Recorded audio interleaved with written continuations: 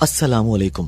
علم کی بات دیکھنے اور سننے والوں کو ہم تہہ دل سے خوش آمدید کہتے ہیں۔ دوستو، ہماری آج کی جو ویڈیو ہے اس میں ہم تاریخ کے سب سے بڑے سانحے یعنی کربلا کے بارے میں بات کریں گے، جہاں پر حضرت حسین رضی اللہ تعالیٰ عنہ کو یزید کی فوج نے شہید کیا تھا۔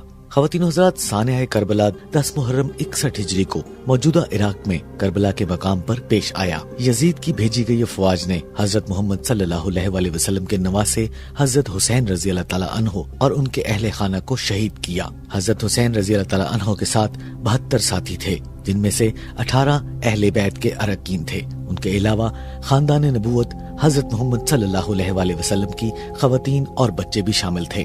واقعہ کربلا صرف تاریخی اسلام کی ہی نہیں بلکہ تاریخی عالم کا نادر اور عجیب و غریب واقعہ ہے۔ دنیا میں یہی ایک واقعہ ہے جس سے عالم کی تمام چیزیں متاثر ہوئیں۔ آسمان متاثر ہوئے، زمین متاثر ہوئی، شمس و قمر متاثر ہوئے۔ جو واقعہ کربلا کے بعد سے افق آسمانی پر ظاہر ہونے لگی، جس نے جاندار اور بے جانوں کو خون کے آنسو رلایا ہے۔ اس واقعے کا پس منظر رسول اللہ صلی اللہ علیہ وآلہ وسلم اور آل رسول صلی اللہ علیہ وآلہ وسلم کی دشمنی ہے۔ بدر و احد، خندق و خیبر میں قتل ہونے والے کفار کی اولاد نے ظاہری طور پر اسلام قبول کر کے اپنے آباء و اجداد کا بدلہ حضور رسول اللہ صلی اللہ علیہ وآلہ وسلم اور اسلامی کافروں کے دلوں میں عہد رسول سے ہی کروٹیں لے رہے تھے۔ عدم اقتدار کی وجہ سے کچھ بن نہیں پا رہا تھا۔ رسول اللہ صلی اللہ علیہ وآلہ وسلم کے انتقال کے بعد جب 88 ہجری میں امیر المومنین برسر اقتدار آئے تو ان لوگوں کو مقابلے کا موقع مل گیا جو عنان حکومت کو دانتوں سے تھام کر جگہ پکڑ چکے تھے۔ بالآخر وہ وقت آ گیا جب یزید ابن معاویہ خلیفہ بن گیا۔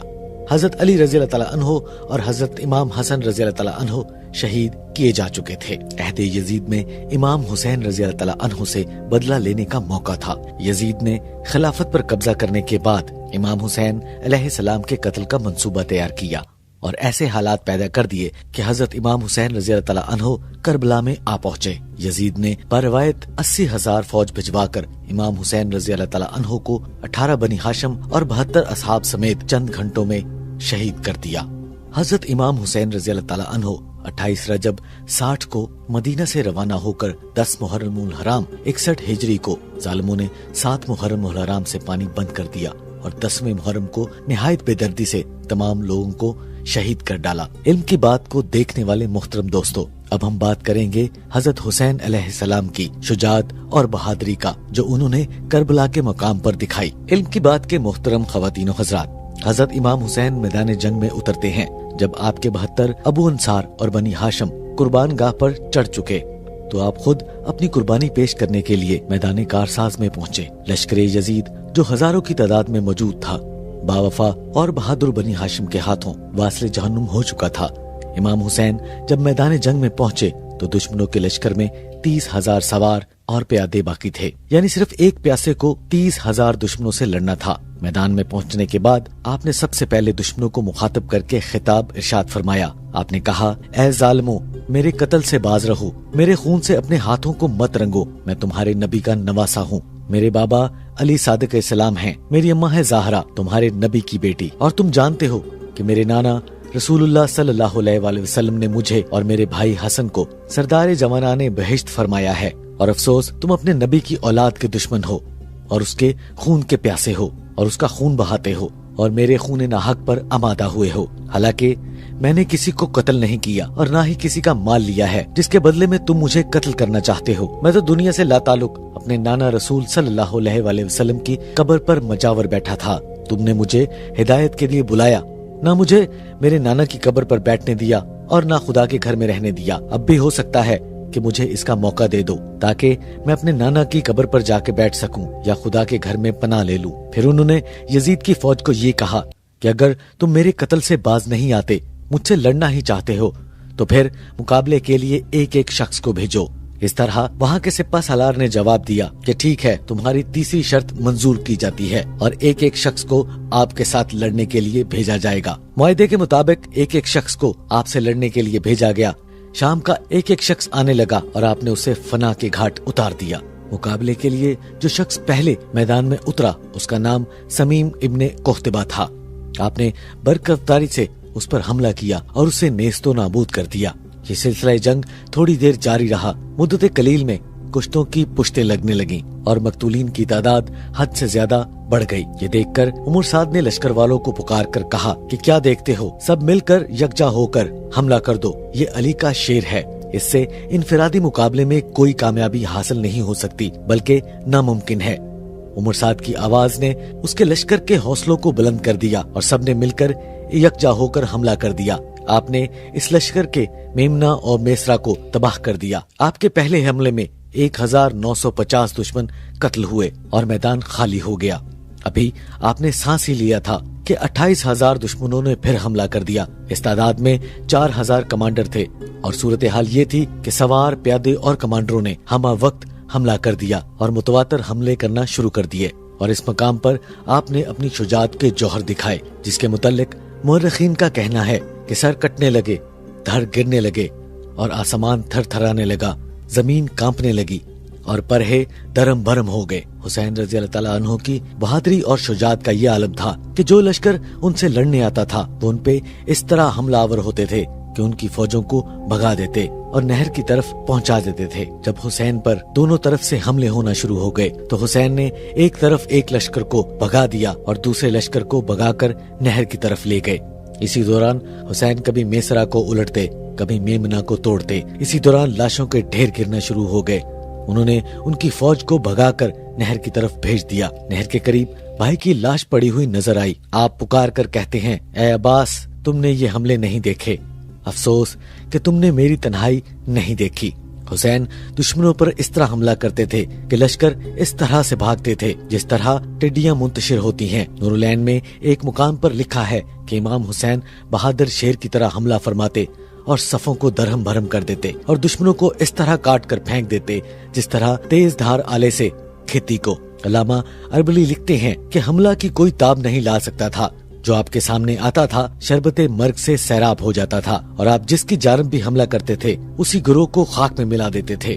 जब हुसैन को यौम आशूर दाएं और बाएं दोनों जानब से घेर लिया गया था तो आपने दाईं जानब हमला करके सबको भगा दिया, फिर पलटकर बाईं जानब हमला करने वालों को मारकर हटा दिया। खुदा की कसम, हुसैन से बढ़कर किसी शख्स को ऐसा कविए दिल, साबित कदम, बहादुर नहीं देखा गया जो शिकस्ता दिल, सदमा उठाए हुए बेटियों, अजीजों और दोस्तों, अहबाबों के दाग भी उठाए हुए थे। और फिर हुसैन कितनी साबुत कदमी से जंग करके दुश्मनों की फौज के सवार और प्यादे हुसैन के सामने इस तरह भागते थे जिस तरह भेड़ बकरियों के गले शेर के हमले से भागते हैं। इसी दौरान जनाब ज़ैनब खैमे से बाहर निकल कर आती हैं और फरमाती हैं, काश आसमान जमीन पर गिर जाए। बीबी ज़ैनब ने कहा, ए उमर साद, तू देख रहा है कि अब्दुल्ला कत्ल किए जा रहे हैं।